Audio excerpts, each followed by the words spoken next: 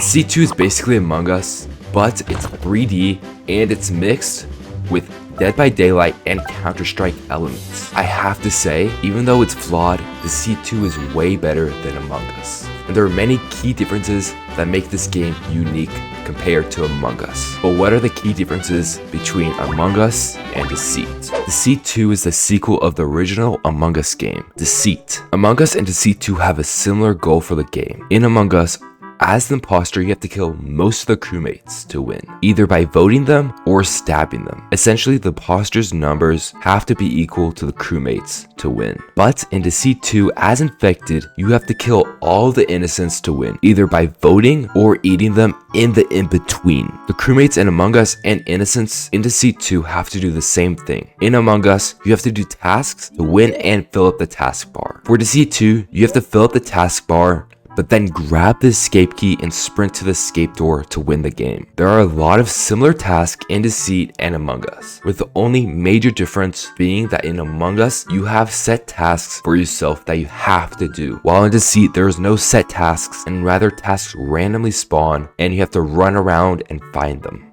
This makes Deceit more inclined on you doing good compared to the whole team doing good. But this also makes the game more RNG focused, with randomness being a small factor in your success. Earlier, I said that in order for the infected to kill players in Deceit, you have to wait for the in-between. But what is the in-between? Unlike Among Us, where the imposter's progress is based on the crewmates they kill, in Deceit, you have to activate altars to make the in-between come faster. The in-between is just a nighttime version of the game. During the in-between, you're allowed to kill one player by hunting them down, similar to Dead by Daylight. So as infected, you want to hit as many altars as possible so you're able to kill people in the in-between. In Deceit, if someone sees you hit an altar, they will know you're infected. So Deceit is a lot more stressful than Among Us because you have to worry about hitting altars, actually doing tasks, and not getting caught transforming in the in-between. Not getting caught transforming is easier than it seems, since all of the players turn into a black shadow in the in-between. So the only thing you have to worry about is nobody following you from the daytime into the in-between. If nobody's by you, you can just transform and start eating players. After the in-between ends, by either the infected running out of time to eat people or the infected eats somebody, you randomly get spawned back to the map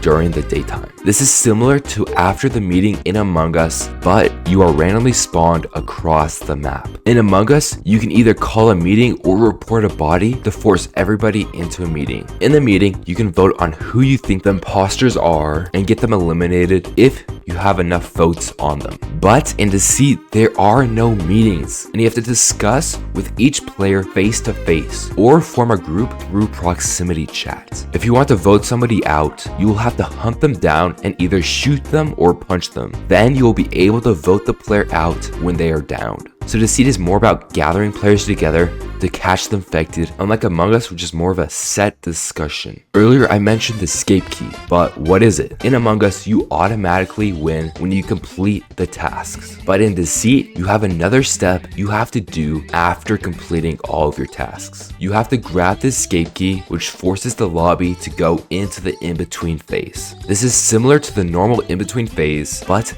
the infected can kill an infinite amount of players. The innocents then need to use the escape key and sprint to the escape door and escape before the infected can come and eat them. If they open the escape door and wait for it to open to then run through, they are able to win the game. But if they get grabbed, they of course lose. This is kind of like a gamble, so some players prefer to hunt down the infected in the daytime if they know who they are, so they don't have to worry about this gamble of grabbing the escape key. But be warned, if there are still 2 infected alive in the final 5, they are able to vote out players by themselves just as an infected duo. So during this time, the game turns more into an FPS match compared to Among Us, which is always a social deception game. Also in the final 3, there is no more voting and players instantly die after getting down. So if you're able to shoot the infected during the final 3, you can win the game just with aim. This is one of the major flaws with Deceit, because compared to Among Us, where it's just centralized around a social deception game, Deceit is more of a split personality type game with multiple aspects to the game. So instead of focusing on being good at social deception, you also have to focus on being good with aim and be good at chasing players around. But this isn't the only thing that makes Deceit unique. In Among Us, you have two main teams, crewmates and imposters, while in Deceit, you have the infected, innocents, and cursed. The cursed role is a neutral role that plays for themselves instead of a team. For the cursed role, you have the mimic,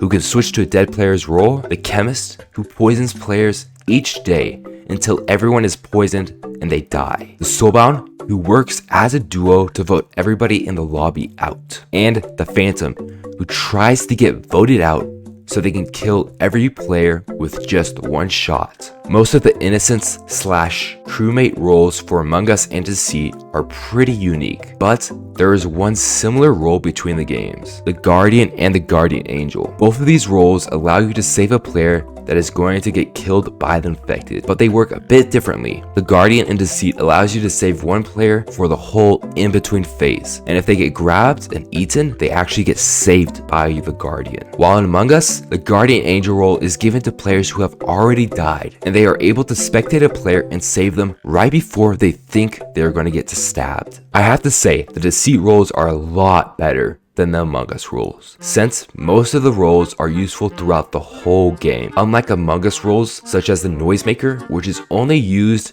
when you die. The Noisemaker essentially just makes a noise when you die. Deceit has roles like the Seer, which allows you to see players in the in-between, the Warden, which allows you to vote out somebody by yourself, but it's a gamble because if you're wrong and they're not infected, you get voted out. And there's the Medium, which allows you to see the dead players' roles. The infected and imposter roles are different in these games. In Deceit, the infected roles like Experiment or Vampire are only useful during the in-between, unlike Among Us, which the roles are useful during the whole time and you can use their abilities whenever you feel like. Like there's a shapeshifter role where you can just switch to a player's role whenever you want, but the items in Deceit make up for this. In Deceit, when your team completes 9 tasks, you can get an item. Most people usually buy a pistol or knuckle dusters for their first item, so they can easily down and vote players, but there are a wide range of items similar to the Among Us roles, like you have a motion sensor, which goes off when the infected activates an altar, or the tracker, which allows you to track a player. And of course, there's the mask, which allows you to disguise yourself as any player in the game, similar to the shapeshifter role. These items make the game a whole lot more unique than Among Us because you can use these items in numerous ways, which makes each match different. And there's a wide range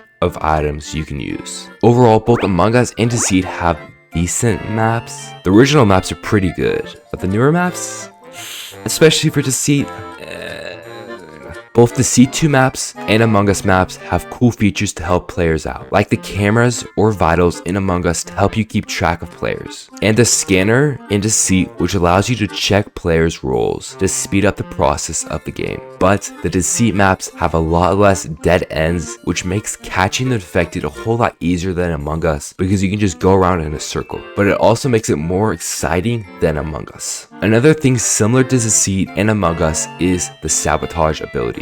In Among Us, you have the sabotage to turn the lights off and cause distractions. In Deceit, you have the mutations, which are similar to the Among Us sabotages, but they have more, with noise distractions, teleporting players, and generators being destroyed. We went over the key differences of these games, but what is the major difference of actually starting a game? In Among Us, you have to have a party, whether it be public or private. In each party, the game's settings are determined by the party leader. So if you would join a public party, you are likely going to experience a completely different game depending on the settings. The game could also be very rigged because the host is an 8-year-old who kicks anybody who beats them. In Deceit, it's a bit different. Yes, you can have a custom party, and yes, you can have an open party like Among Us, where anyone can join your lobby with your custom settings. But in Deceit, you have a quick match option, which allows you to queue into a game with standardized settings. This allows you to play a consistent game without being forced to change how you play based on the host's feelings. This makes Deceit a casual game and a party game compared to Among Us, which is just a party game. If you want to see me play Deceit 2 and get a better understanding of the game, you can go follow my Twitch, and the link is in the description below.